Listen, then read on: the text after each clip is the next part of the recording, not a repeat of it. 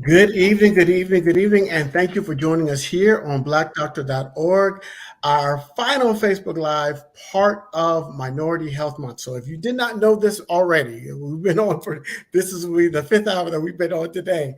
Um, April is Minority Health Month, and so we did our second annual Minority Health Summit, which is a series of panels talking about a variety of health and wellness issues that impact people of color. So we started the day with a great panel about asthma and allergies.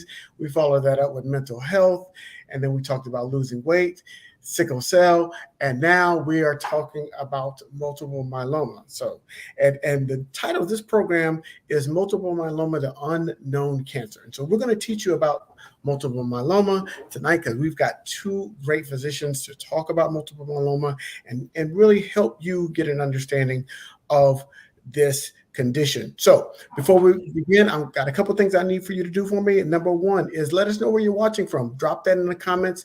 Let us know where you're watching from. We'd like to know where people are watching us from all over the world. We've had people from Ghana earlier today, so we're just looking for it. So I like to get the more obscure, drop that in there, but please let us know where you're watching from. Number two, tag a friend or share this on your page. We like to get this information out to as many people as possible, particularly as we're talking about multiple myeloma, because it's a unique condition that you need to learn about it and hear it multiple times so you can get it. No pun intended on the multiple times, but we want to get you to understand this particular condition. And then finally, if you have any questions throughout this program this evening, please drop those in the comments and let us know so we can get those questions asked, because you've got two of the nation's experts here on this program, and this is your opportunity to ask questions in a relatively safe environment behind your keyboard watching on social media. So I think I've said all I needed to say, so let me introduce you to our fantastic guests. So our first guest is Dr. Craig Cole. Needs no introduction. He is a world-renowned multiple myeloma expert at Michigan State University, and he is a friend to Black Doctor. He even showed us that he has the mug that we gave him many years ago. And our second guest is new to Black Doctor, but his organization that he works for is not new to us because we have a wonderful partnership with Cedars-Sinai Hospital. And when we talked about doing this program, they said, we've got a fantastic doctor that can give you some great information about multiple myeloma. And so welcome to your first time, Dr. David Ovisi, here on blackdoctor.org. Hope it's the first of many times talking about this condition. Welcome to both of you. Thank you. Thank you. So, Dr. Cole, we got to keep banging that drum and get people to understand what is multiple myeloma and how is it diagnosed. So, first, thank you for inviting me, and it's always an honor to do these Facebook Lives with blackdoctor.org. Such an important mission to educate and empower people. So, thank you for what you do, and thank you for inviting me. Myeloma is a cancer of the blood, of the bone marrow. And so inside the bone marrow, there are cells that help us fight infection. One of those cells are plasma cells. And plasma cells make proteins, antibodies to help fight infection. Just like any other cell in the body, those plasma cells that live inside the bone marrow can become cancerous. And just like a lung cell can become a lung cancer, when a plasma cell becomes cancerous, then that's called multiple myeloma. Myeloma meaning of the marrow, and multiple means that it does multiple different things that seemingly may be unrelated, but are all related to those malignant plasma cells. So one thing that they do is they can go to the bone and they can weaken the bone and make holes in the bone. And that's where the multiple comes from. They have multiple bone thinnings, which can cause bone breaks. Because it's in the bone marrow, all the blood is made, it can crowd out the normal part of the bone marrow and lower the blood counts. Because the blood factories there trying to make blood, the myeloma cells take over and the blood counts fall and you become anemic, which can cause fatigue. That protein that I talked about, that antibody, can be made in excessive amounts in malignant plasma cells, which can then crowd out the kidney and clog up the kidney, causing kidney damage. And when those myeloma cells go to the bone, they can erode part of the bone, release lots of calcium in the body, which can cause people to be confused. It can cause people to be go into a coma. And so those are kind of the cardinal signs and symptoms of myeloma. And that's what myeloma is: cancer of the plasma cell. So Dr. Ovisi, that is multiple, right, ways and multiple symptoms. So a patient could present with kidney issues. A patient could present with it seems like a broken bone, something as simple as a broken bone, and it could all point back to myeloma. How then is it diagnosed if it can present in many different ways in other conditions? And that's a great question. I think that's what we struggle with, and probably more what our primary care colleagues struggle with is, we have a lot of patients who have anemia for a number of reasons: bleeding, iron deficiency, et cetera. And people can have fractures due to trauma, and that's how we diagnose myeloma all the time. And I think sometimes the key point is looking at someone who has a fracture that's kind of out of proportion to the level of activity they were doing. And we call that a pathologic fracture in medicine, where someone was lifting something that wasn't particularly heavy and all of a sudden they have a broken arm. Or someone has anemia, but really no explainable cause, no iron deficiency, or someone has kidney issues without any reason, any diabetes or high blood pressure that would explain it.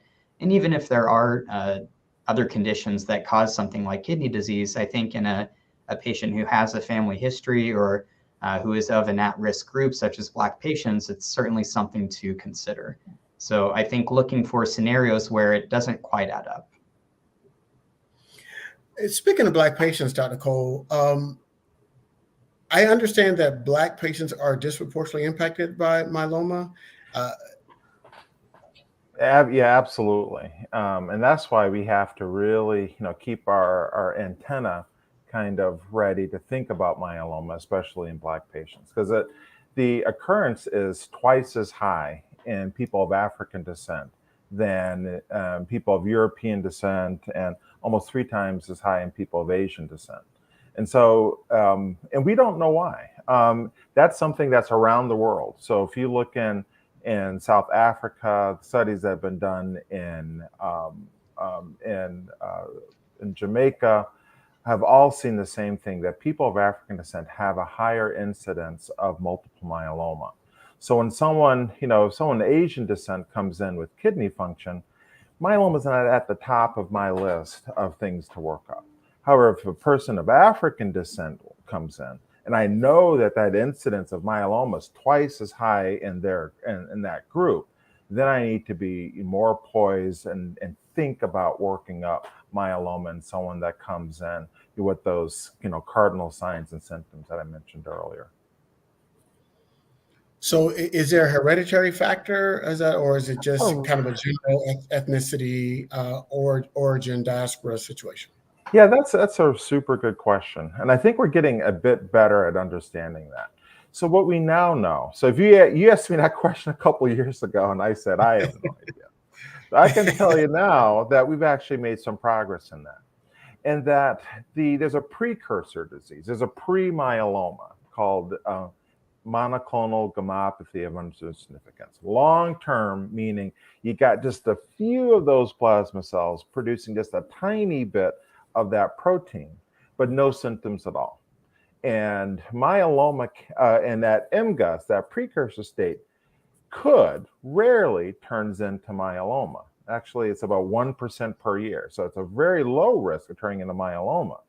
MGUS, very common. Myeloma, second most common blood cancer, about 140,000 people living with myeloma in the United States.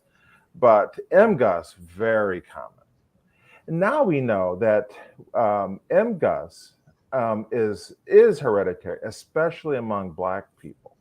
So that myeloma, patients that have myeloma, their siblings and primary relatives could have MGUS. That's hereditary. That could be hereditary. And it's more, and that precursor condition is more hereditary in people of African descent than Caucasians. So is myeloma itself hereditary? Not so much. Is the precursor condition hereditary? Yes. Okay. So I'm assuming as a result of it being more prevalent in people of African descent, that the mortality rates are also matching that or even at a higher rate for people of African descent that develop myeloma. Yeah, that's true. That because the incidence is high, the mortality is per per 100,000 is higher. The one kind of key thing is the two things that. Oh, go ahead. I'm sorry.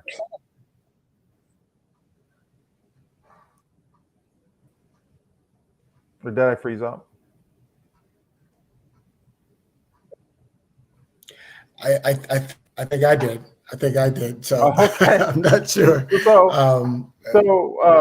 yeah, the mortality is high. But one important thing is that if all things are equal, so if to the VA system where everybody gets the same care, and in clinical trials where everyone gets the same care, Black people do as well as white people and all other ethnicities. So and it's really some of the disparities in care that I'm sure that we'll talk about that adds to that higher mortality that can occur in people, especially African Americans.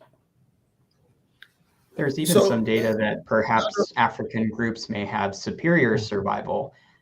There was one study that looked at patients who received stem cell transplant, which is a therapy that's not always offered at the same rates for Black patients as for white patients. But in those who got standard treatment, the survival time after transplant in one study was longer by a year and a half than white cohorts. And there's some theories that on average, Black patients may have a more slower growing disease with less of the higher risk mutations that make the myeloma a little bit more aggressive. So I think the key is making the care equal.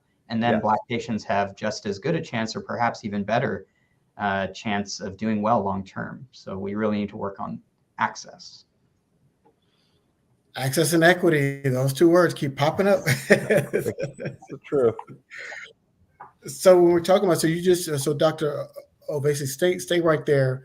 You're talking about treatments. What is the traditional treatment course for a patient that's been diagnosed with myeloma? So I think the first question to answer is, whether or not the patient is physically fit, what their other medical conditions are, and the provider needs to kind of establish how, if they're a candidate for intensive therapy, which includes a stem cell transplant. And there's a little bit of difference in opinion depending on who you ask, but I think most academic centers are still doing stem cell transplants in the first line setting, meaning in the beginning of diagnosis after they've achieved a response with chemotherapy. And that's definitely what our center does for fit patients. And it used to be that you would only offer it to young patients, but the definition of young is ever changing. And we've done stem cell transplant in 78-year-olds before who are very physically fit with limited health issues. So I think provided that you're of a reasonable age with limited other medical issues, then combination therapy that's really targeting plasma cells. And I use the word chemo because that's, I think, what most people associate with cancer treatment. But in reality, it's mostly non-chemo related drugs that work specifically on targeting these plasma cells. And once a response is achieved, kind of following that up with high-dose chemotherapy and a stem cell transplant from the patient's own cells. And then that's followed up with hopefully several years of maintenance therapy, which is low intensity, sometimes just a pill treatment that kind of keeps the disease at bay. Yeah, I like to tell people that's like a 1-2 punch that I don't know much about boxing, I'll admit, but that, you start out with your induction therapy, either a 3-drug or 4-drug combination. And you knock, and those work very, very well. And some of the 4-drug induction regimens have a 99% response rate. So you knock the guy out. And then when it's just about, when he's wavering, then you do that left upper hook, left upper cut, which is the chemotherapy. One big dose of chemotherapy knocks him out. And then the maintenance therapy is like sitting on him. So after he's knocked out on his back, you sit on with maintenance therapy, and you can sit there for years and do other things because you just have that pill to take. And that's a daily pill that they have to take, monthly pill, or how often? Daily. Yep. It's a daily pill. Okay. So you could have, so your quality of life, if you catch it early enough and go through this process, there is a high likelihood of having a full high quality life. Yeah, my patients travel way better than I travel. they're all over the place. So yeah, they're doing good. But you're right. I mean, I think the trick is catching it before some of those other things happen that I mentioned. And and the key thing, I don't think we talked about it yet, is diagnosing it. And and the key thing about diagnosing myeloma or the workup for myeloma is really 3 blood tests. One is an SPEP or a serum protein electrophoresis. SPEP is the short version. And that looks for that protein in the blood that the myeloma cells, 99% of myeloma cells will produce some type of protein. And 80% will produce a protein picked up on the SPEP. The remainder, the 20%, will be picked up on another test called the free light chain, or the free light chain ratio. And that test is another blood test. And the combination of those two, the SPEP and light chains, another test called immunofixation, but really the SPEP and light chains are the 2 main tests, will pick up myeloma in the vast majority of cases. And it's just 2 blood tests. I mean, if I get a headache and I go to the emergency room, they do a head CT. But if I have a high calcium, if I have renal insufficiency, if I have anemia, tell your doctor, do those 2 tests and just rule it out, because catching it early makes it easier to treat. Go ahead, Dr. David. And I think another thing that gets missed a lot of the times, because it's not always something that we act on in a basic blood panel, but very often an astute internist will pick up someone has elevated total protein. Well, what does that mean? Most providers will kind of just glance over that, and if the kidney numbers look fine, they'll say your numbers look good.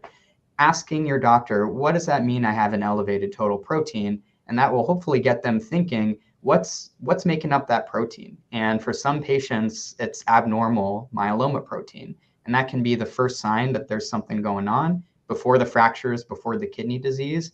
And patients have kind of credited their primary care doctors for saving them from those devastating complications just because they identified the high protein level.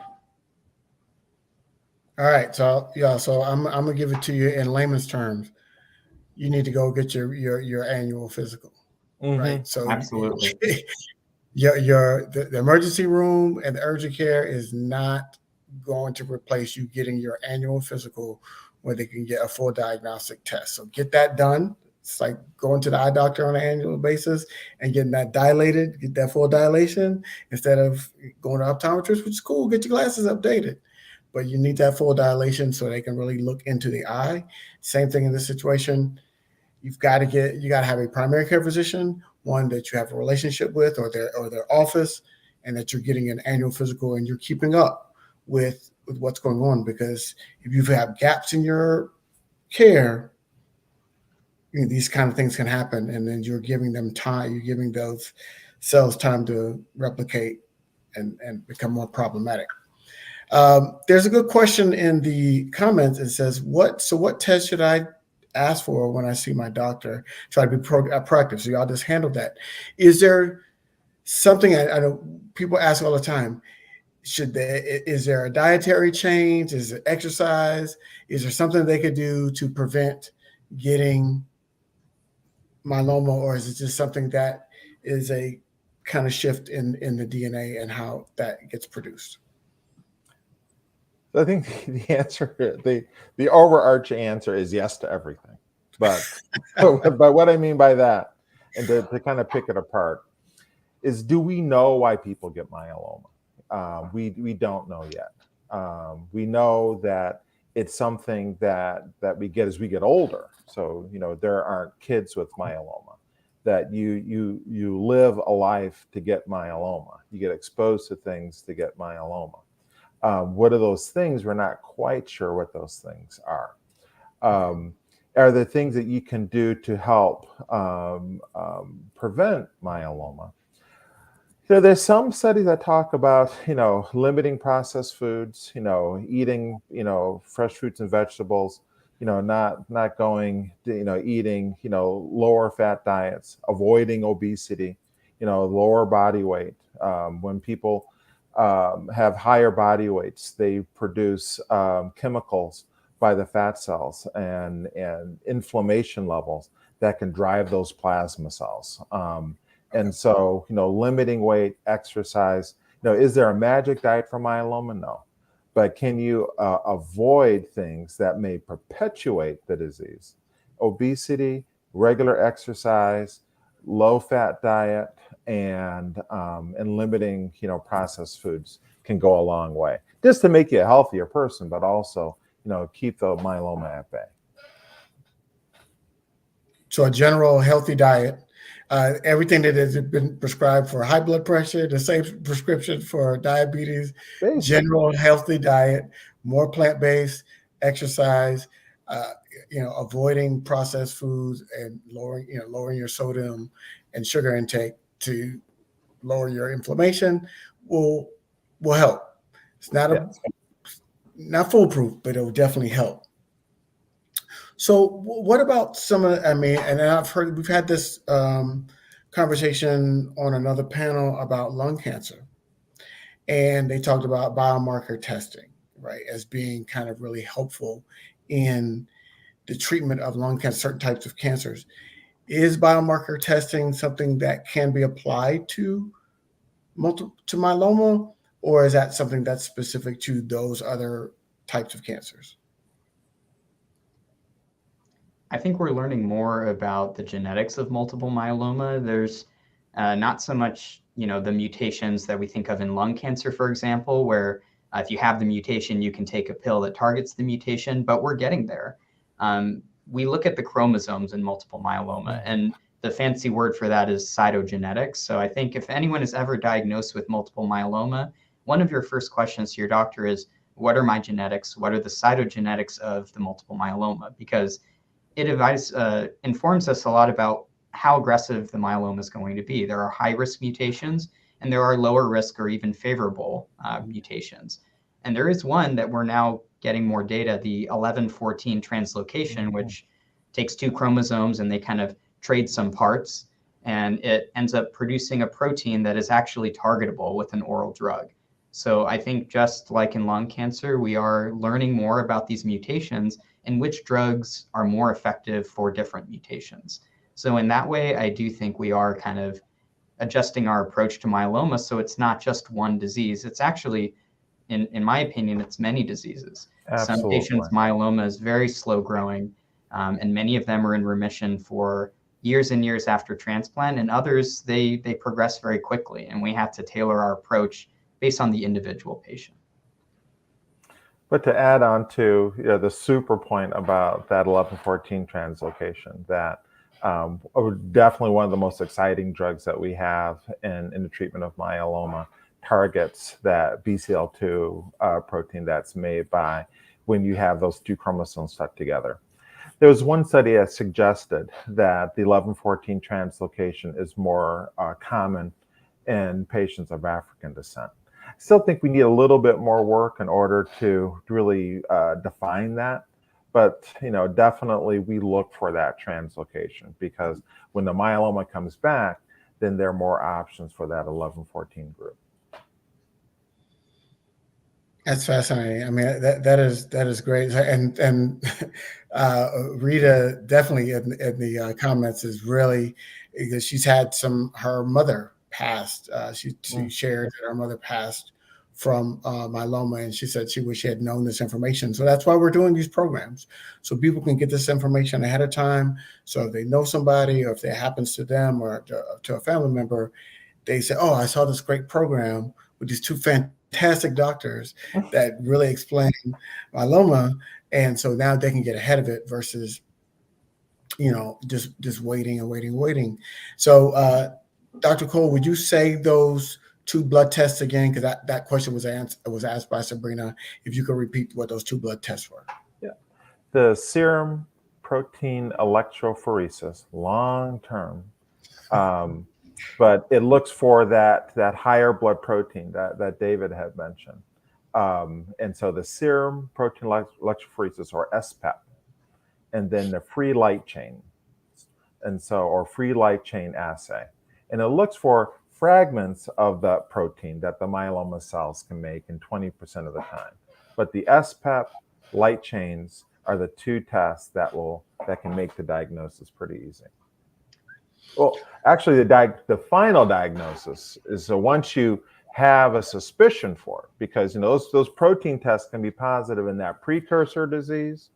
It can be positive in someone that has a intermediate disease called smoldering myeloma.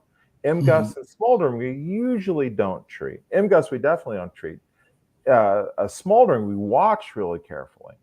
And myeloma can all have that same protein, but they'll have higher levels of protein as the disease is more aggressive. The bone marrow biopsy is which I can tell you, when I was in college, I had one. They paid me $50 for my bone marrow. So wow. I became a blood doctor. I was a desperate college student, so I was willing to part with a little bit of my bone marrow.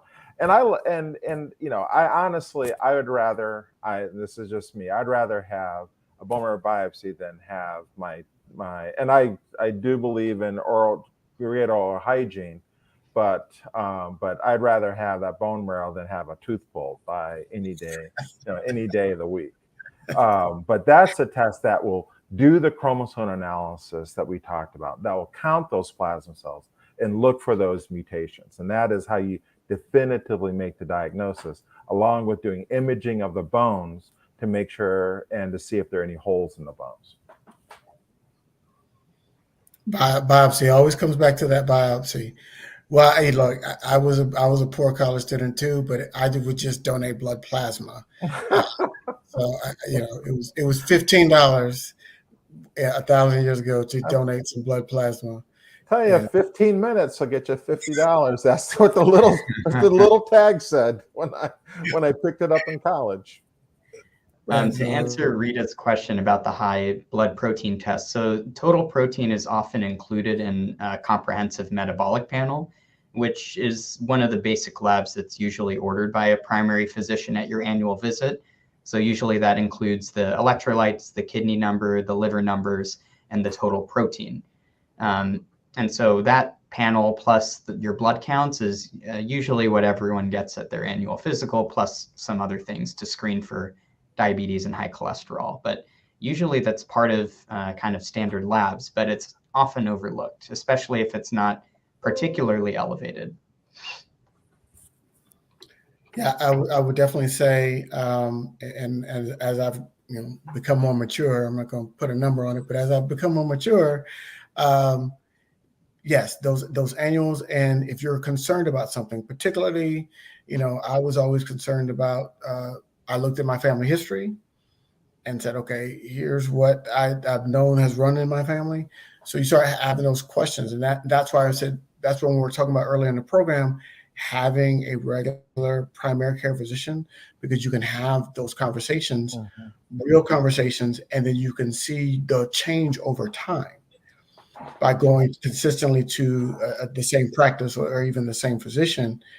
You can they can look, okay, last year your number was this, 2 years ago your number was this, now it's elevated, let's find out why, versus somebody that's just coming in fresh and brand new and hasn't been in for a few years.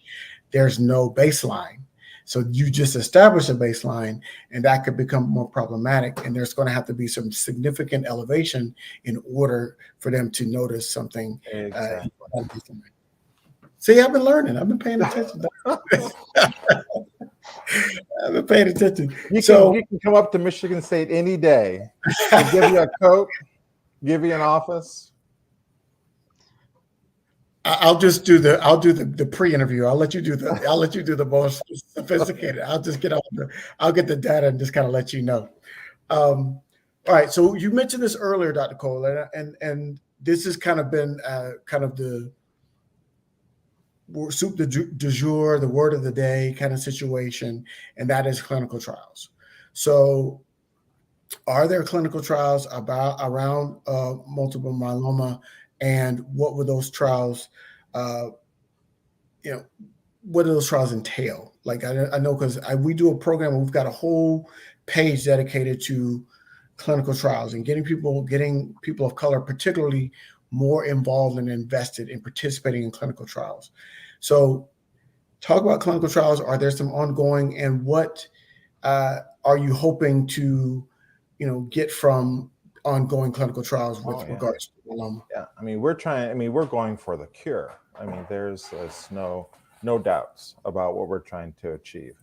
But a little bit of in a backstory is that even though a little over 20% of the U.S. population of myeloma is Black, only 5% of the clinical trials have included Black patients. And that's resulted in us not knowing some of the side effects and some of the benefits of some of the drugs that are particularly in Black patients. And so it's now more important than ever that we have adequate participation. There's a study that we did here at MSU looking at one of the drugs that we did a clinical trial for in 2019 for myeloma, and actually saw that Black patients had superior outcomes compared to white patients with this one particular drug called selinexor. And so it's important to have adequate representation. Right now in the United States, we run about, there's a study that was done by the FDA that Black patients are in about 10% of the clinical trials in the United States, much less in Europe and outside the United States. And so we need to get more participation because you benefit so much by being in a clinical trial. If you're a patient on a clinical trial, you're getting the cutting edge therapy in myeloma. 15 years ago, those cutting edges didn't cut so well. Now it is incredible. It is incredible. The drugs and the new medications that are out for myeloma have gone through a rigorous selection process. It is competitive for a drug to be in a clinical trial for myeloma. Only the best gets to that point. Only the safer ones get to that point. So now is the best time to be involved in clinical trials because you get the best therapy. One myth about clinical trials is that you'll get randomized to a placebo. That can't happen in myeloma. There are too many good therapies to be randomized to a placebo. You'll get the best care that's currently available, or you'll get the best care plus something new. So you win no matter what. You win by getting the best care available, or you might win getting the best care available plus something new. And if that something new does something remarkable, then that becomes the standard of care. And then you have another clinical trial comparing that to something new. And the ladder just keeps going up. And that's why I think most myeloma doctors think it's inevitable for us to get a cure, because the progress has been happening so quickly and the breakthroughs have been so dramatic. I've never seen anything like we've seen in the past 10 years with myeloma. And so being involved in the clinical trials gets you to that cutting edge. It gets you at least the best standard of care available, but it could get you something more than that. This is a big reason why I went into multiple myeloma. I always knew I wanted to do hematology, but it seemed to me like things were moving at such a fast rate and patients were doing so much better just from when I was seeing them in residency compared to medical school, which is only a few short years later. It became clear that we were heading in the direction of real innovation and changing people's lives. And I think the stories that I tell patients who are apprehensive about clinical trials are usually personal patients that I know who have done very well with studies. And I always tell patients that I think another misconception is that clinical trials should be left if there really isn't anything else available, which is true that if there's nothing left on the market that works for you, a clinical trial, a drug that hasn't been proven yet is probably worth a shot as long as it's not going to cause harm. And the way they introduce drugs that have never been tested in humans before is starting at low doses to make sure we don't harm patients and then working our way up. That's how the clinical trials are designed to protect patients. But even if you are newly diagnosed with multiple myeloma, the reason we figured out that 4 drugs are better than 3 drugs for many patients, if not all of them, is by doing studies in patients who are newly diagnosed and giving 4 drugs instead of 3. And it turns out the 4 drugs are pretty well tolerated and work that much better. But I had a patient who was very advanced on the brink of deciding to, kind of throw in the towel and be with their family and go on to hospice. The patient found a clinical trial at the City of Hope in Los Angeles, got on a bispecific antibody, which is very likely to be approved this summer, called talquetamab, and the patient is in a complete remission. Yeah. The patient had plasmacytomas, or masses of plasma cells on their skull, on their arms, and those all melted away with the treatment. So this does not happen to every patient who gets on a clinical trial, but clinical trial drugs do great things. And I think part of why the survival benefit in the last decade has disproportionately affected white patients and not so much Black patients is because white patients are very heavily involved in clinical trials. And a lot of that benefit we see is in the years before a drug is FDA approved. So I highly recommend exploring clinical trials at all stages of disease. Well said. Well said. Excellent. That was fantastic. I mean, that, because I was going to share the story, and we did his video, and his videos you can find it on our Facebook page or on our YouTube page. Mel Man, he didn't have myeloma, but he had leukemia, but he was diagnosed like over 30 years ago. And at that time, the doctor basically said, get your affairs in order but then he was running around trying to get, he was trying to have a donation. I mean, he was getting all these, and then somebody found him and there was a clinical trial going on. He entered the clinical trial.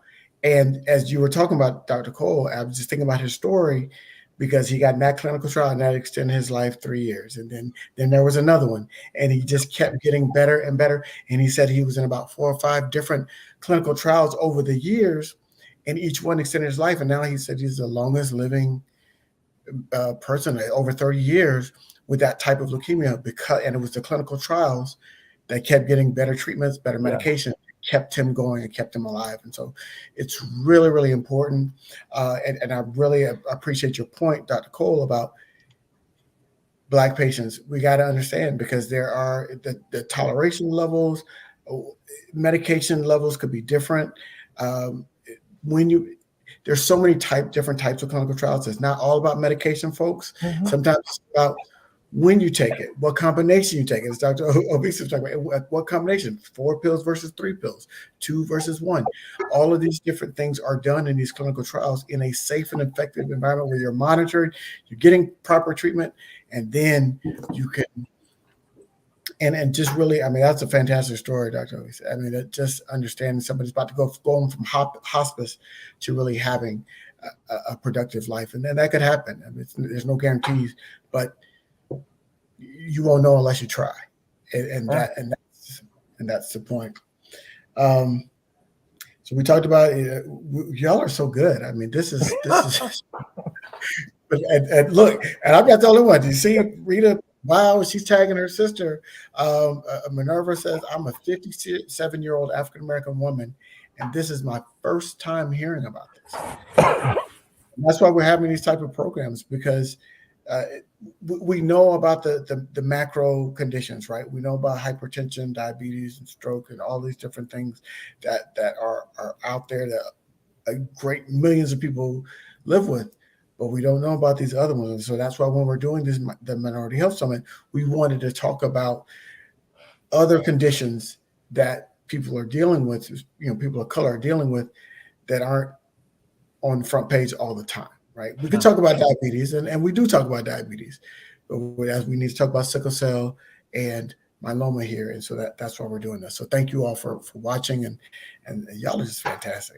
I love you. I love both of you. Yeah. I mean, myeloma is kind of tough because, because I've always, in fact, we've actually looked at this about how patients with myeloma will frequently not engage their family to talk about the disease, because it's tough to talk about. To talk about, a plasma cell that lives inside your bone marrow that becomes malignant making protein, sounds like something out of a science fiction movie. And it's and and I always worry about what is my patient going to say at church, to say that they have lung cancer, to say they have breast cancer. People know what those are. To talk about a bone marrow and to talk about the immune system is really hard to talk about, and this disease can then be very isolating. So so you may see someone at church because that has myeloma, because they frequently don't lose their hair when they have myeloma. They frequently will look perfectly fine, but they can still, carry the burden of that disease. And so the more that we can talk about it, the more that we can embrace our brothers and sisters that have myeloma, the more it'll make their journey easier, and they can then help others. And I think, and that's why we do what we do, is we want people to live with this disease until we can cure this disease.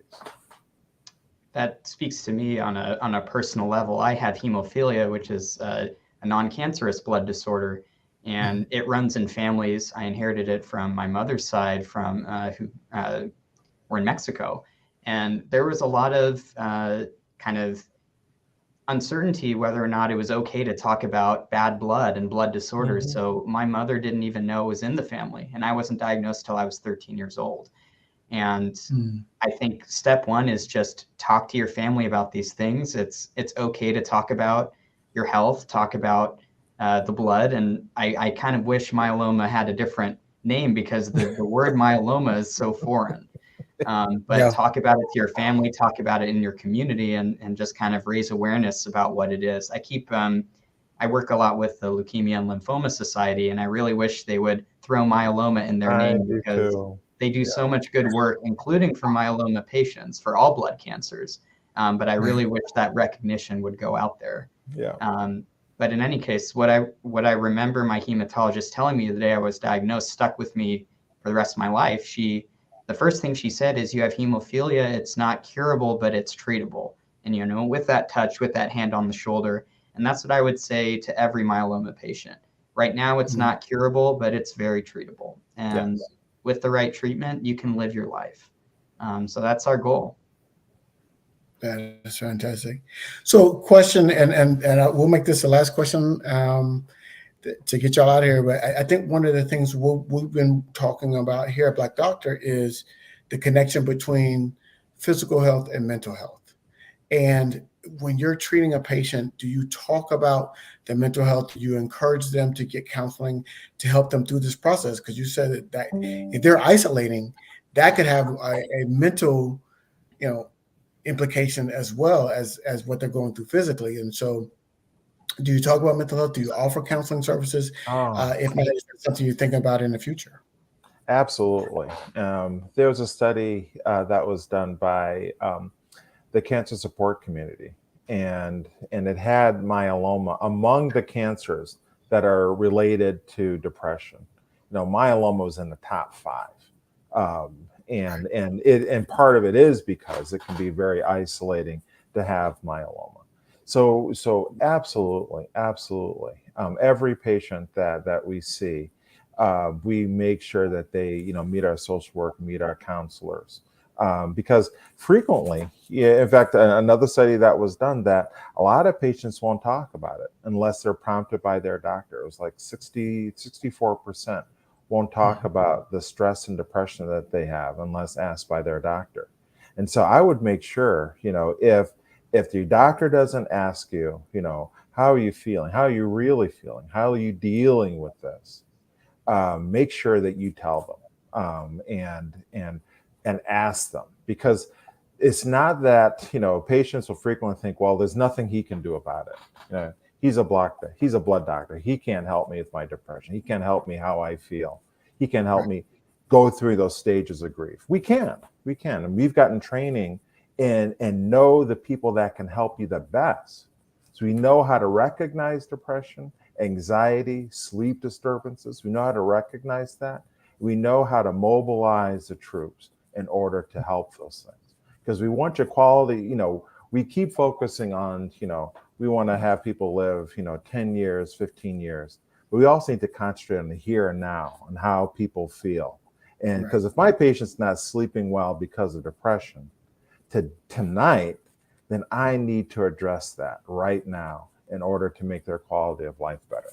So absolutely. But I would encourage, the audience that if your doctor doesn't ask you about it, then tell your doctor what's going on and how you feel.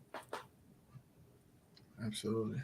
I want to give a huge plug for some of the myeloma support groups as well. I've had a number of patients tell me that it changed their entire outlook and they were feeling like they were the only person, but there's some wonderful support groups, a lot of them through the International Myeloma Foundation and others that they organize on a local level and even on a national level just for patients and their family members. And you hear the stories of other patients who've gone through those things before. And I think that can be really helpful. And a lot of our physicians and nurse practitioners speak at these groups. So I'd highly recommend asking your physician, are there support groups for multiple myeloma? Because that might give you a lot of support and it just helps to know that you're not alone. Absolutely. That is fantastic. So yes, IMF, the International Myeloma Foundation, with our good friend, Dr. Joseph as the Chief Medical Officer over there. LLS, we've talked about LLS. They have a wealth of resources on the Leukemia and Lymphoma Society, and shout out, and we've done some partner programs with them as well here on Black Doctor. So go there, and they've got resources, even financial resources that you can tap into because it can be stressful, not only physically, mentally, but also financially. And so they've got a wealth of resources. And then if the internet's a good thing, just put in Dr. Google and say myeloma, groups, support groups, and I promise you there'll be a whole bunch of them out there, a number of out there that you can connect to. And the health tree for myeloma, there's another group called the Health Tree for Myeloma, and they actually have a subgroup for African American myeloma patients. And I think I'm doing a talk for them next week on clinical trials. So I'll give a plug for the Health Tree, but they're kind of they're web-based. They're a web-based group, and they do also live talks. But they have something called the Myeloma University, which has a wealth of information regarding myeloma, all aspects of care. That is just fantastic. So, guys, at the end of we're coming to the end of this program. So thank you. At the end of our Minority Health Summit, we saved the best for last. I mean, this was fantastic. Thank you, Rita, and others, Minerva, and those that have been watching it and putting comments. I know there's more people watching than they're putting comments, but that's fine. That's okay. Watch and learn. Sometimes you don't have to put a comment; just watch and learn. It's good, but we love the interaction. Some key takeaways of this: number one, establish a primary care physician and establish a relationship so you can get that baseline and move forward. Number two, maintain your health as much as possible. That means eating right, exercising, all the things your doctor tell you to do. That kind of sounds like wallpaper because it's always there. It's like just they say that every time you go in there. It's true because it does help. We've got the tests. If you're noticing some things that are different about you, bones that are breaking that shouldn't be breaking from doing things. If you notice you have kidney issues, renal failure, and you don't have a family history of it, and it's onset very, very quickly, there's some things that you should be paying attention to. We're giving you the keys, so when you talk to your doctor, you say, "Hey, look, doc, I noticed what's going on here, and I heard there's some tests," and it's a simple blood test, right? And then you go get the biopsy and get that started, because as Dr. Ovisi said, Black folks, if you catch it early, your outcomes could actually be better. Be better. We've got to catch it early. That catching it early means being proactive about your health, not reactive. So thank you both. Thank you to our partners at Cedars-Sinai for giving us Dr. Ovisi. Dr. Cole, you're always a gem. You're welcome. Anytime you want to come back, I'm an email away. Just let me know. Will do. At Dr. Ovisi, now you're part of the family. So you're in now. That's it. Thanks so much for having me. I can talk about this all day. I could talk about this all day. So, well, great. No, thanks for inviting us. I got a proposal for you, Dr. Koza. We'll talk about it some more. We're going to be talking about this some more. This is very, very important for people to understand. Thank you so much for joining us. Thank you, everybody. If you watched all of our programming today, you get a gold star. Reach out to me, and I will send you a gold star for all these programs. But if you missed some of the programming, go back and watch it. It'll be on our YouTube channel. It'll be on our Facebook page, Minority Health Summit. Anything you want to know about, share that with your page. Learn about myeloma. That's what we call it, the unknown cancer. Well, we're going to teach people about it this year in 2023 so we can learn more about myeloma and get closer and closer to a cure. Thank you so much, and we'll see y'all next time.